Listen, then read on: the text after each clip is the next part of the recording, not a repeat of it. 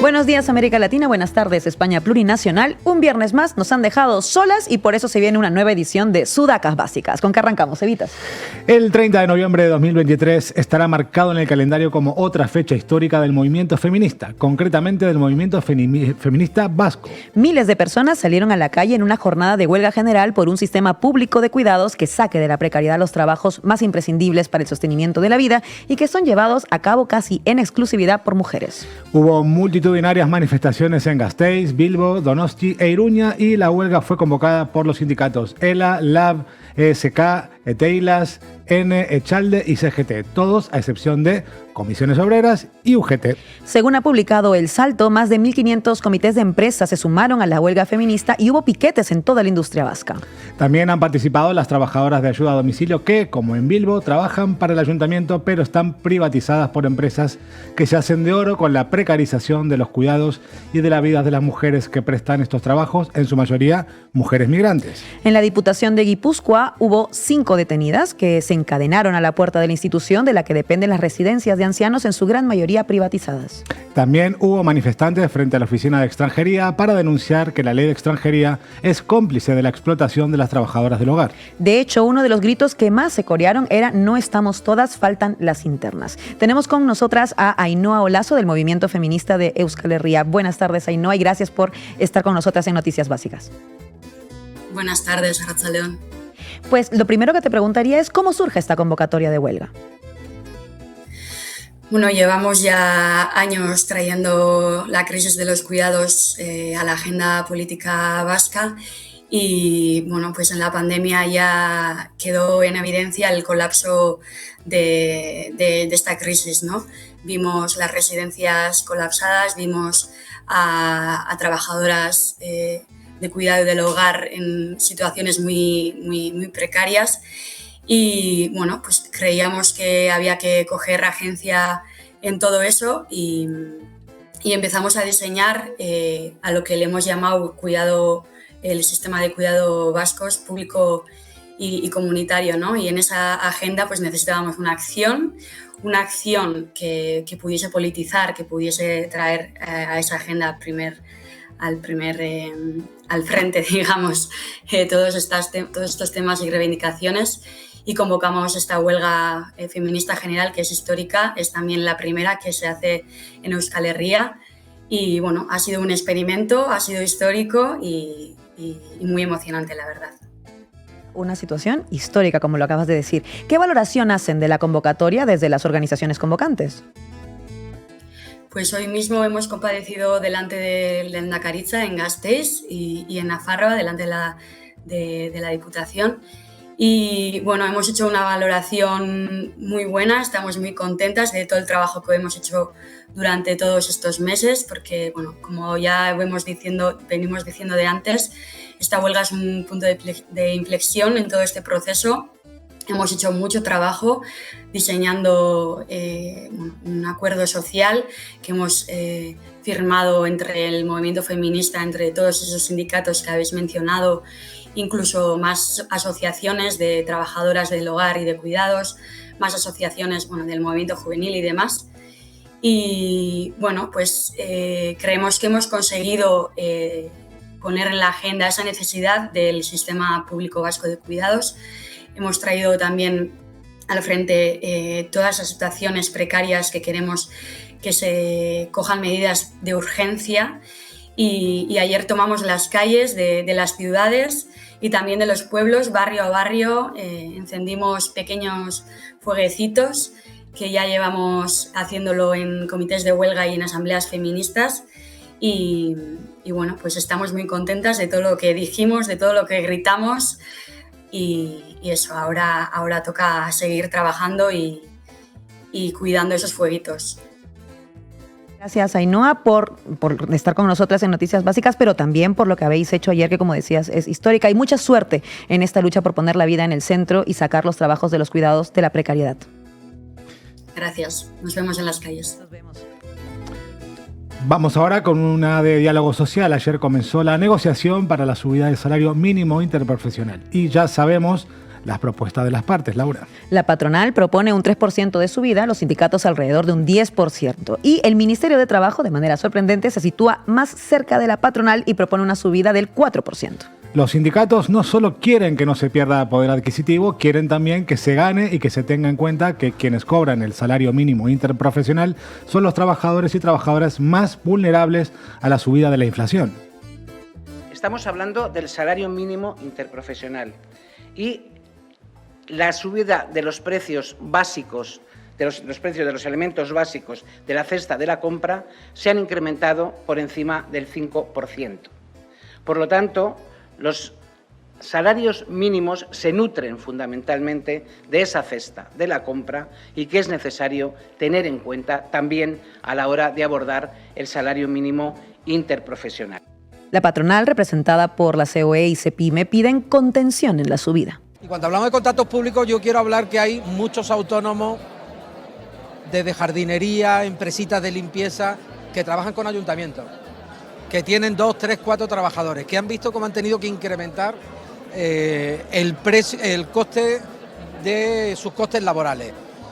Y sin embargo, desgraciadamente, no ha subido absolutamente ni un solo euro, ni un tanto por ciento, lo que son los contratos públicos. ¡Ay, qué leyenda urbana más bonita la de que los servicios públicos privatizados los gestionan empresas pequeñas de autónomos y no las grandes multinacionales como las del amigo Florentino Pérez, Clece, Ferrovial! Valoriza esas pequeñas empresas que cotizan en el IBEX 35. En fin. El secretario de Estado de Trabajo también habló antes de empezar la negociación.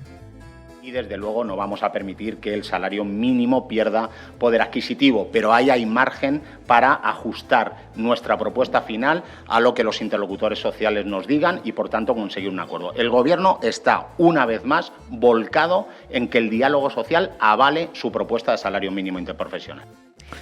La próxima reunión será el 11 de diciembre y quizás ahí ya se vea un poco por dónde avanza la cosa. Si la subida está más cerca del 10% que piden los sindicatos o del 3% que pide la patronal. Vamos ahora con una de lawfare. Bueno, mejor con 3 a la vez el mismo día. Pero si el lawfare no existe, mira lo que dicen desde la conservadora Asociación Profesional de la Magistratura, Laura. Bueno, los jueces siempre hemos actuado con dignidad defendiendo nuestro trabajo, pero es verdad que cuando te atacan tantas veces y de forma permanente y cada vez más hiriente desde las leyes o desde las proposiciones de ley, lógicamente tenemos que reaccionar. Y tanto que los jueces actúan. Ayer mismo, sin ir más lejos, el Supremo suspendió el nombramiento de Magdalena Valerio como presidenta del Consejo de Estado, por ni más ni menos que no ser una jurista de reconocido prestigio. Magdalena Valerio es abogada, ha sido ministra y consejera autonómica, pero no es una jurista de reconocido prestigio. El Supremo ahora también es un tribunal de oposición. El ministro Bolaños se ha referido a la sentencia del Supremo.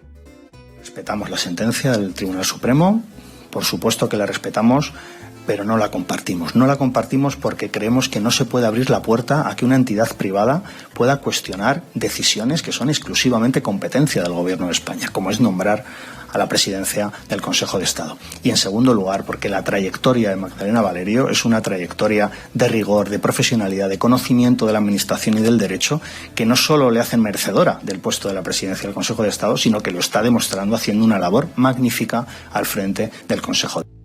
Vamos con otra de lawfare, que diría el juez decano de Sevilla. El Consejo General del Poder Judicial, que lleva 5 años caducado, ha emitido un escrito en contra de que el gobierno nombre a Álvaro García Ortiz como fiscal general del Estado, pero el lawfare no existe. Vamos con otro caso más, donde comen 2, comen 3. ¿Se acuerdan ustedes que hace días le contamos que Podemos se había querellado contra la cúpula de Interior del PP? Pues bien, la Audiencia Nacional ha enviado al juez, ¿adivinen a quién? A García Castellón. Hombre, ese amigo de Podemos que quiso imputar a un tal Pablo Iglesias por el robo del teléfono de su asesora y que ha metido a un turista francés muerto en la causa contra Puigdemont para poder juzgarlo por delitos de terrorismo y no por desórdenes públicos. Pero ya saben, amigos y amigas, el lawfare no existe. En fin, sigamos. En Sumar siguen los nombramientos de cara a la nueva legislatura. El partido de Yolanda Díaz ha dejado fuera a Podemos de la portavocía de las comisiones de Estado en el Congreso. ¿Y qué son las comisiones de Estado, Laura? Pues son las comisiones que tienen más visibilidad y las que llevan el peso diario de la agenda parlamentaria. Comisiones de Estado son, por ejemplo, la Comisión Constitucional, la de Justicia, Interior, Defensa o Exteriores. ¿Y a quién ha situado Yolanda Díaz al frente de las comisiones de Estado en el Congreso? Enrique Santiago de Izquierda Unida será el portavoz de Sumar en las comisiones de Justicia e Interior, 2 a falta de una. Chema Guijarro, del Movimiento Sumar, ocupará la portavocía de Defensa. Agustín Santos, diplomático, llevará las riendas en la Comisión de Exteriores. E Íñigo Errejón será portavoz en la Comisión Constitucional, que es el órgano que controla el todopoderoso Ministerio de Presidencia. Entonces podríamos decir que ahora que se acerca la Navidad, estos son los premios gordos de la lotería. ¿Y la pedrea en quién ha caído, Laura? Podemos solo tendrá una presidencia de comisión, la de Derechos Sociales, y caerá en manos de Yone Belarra. Y luego otros diputados morados tendrán la portavocía de comisiones con menor peso político y poca visibilidad. Ay, Sumar sigue restando. ¿Qué tenemos en la segunda jornada de la Cumbre Mundial del Clima de Dubái, Laura? Hoy se han hecho la foto de familia los líderes mundiales que han asistido a Emiratos Árabes Unidos. Como anécdota, decir que el rey Carlos III de Inglaterra ha pronunciado el discurso de apertura y que ha llegado en un avión privado al margen del gobierno británico. A ver, que no entiendo nada. Es decir, que Reino Unido ha volado en 2 aviones privados para cuidar el medio ambiente. Bien de gasolina de avión, ¿no? Muy verde todo, querido Sebastián. Sí, pero parece verde alemán, hermana. Efectivamente. Pero en favor de la Casa Real inglesa hay que decir que según el gabinete de Carlos III ha viajado en un jet que consume combustible fósil sostenible. Dame más gasolina, combustible sostenible para volar a un país ecologista sostenido por una petrodictadura. ¿Quién da más?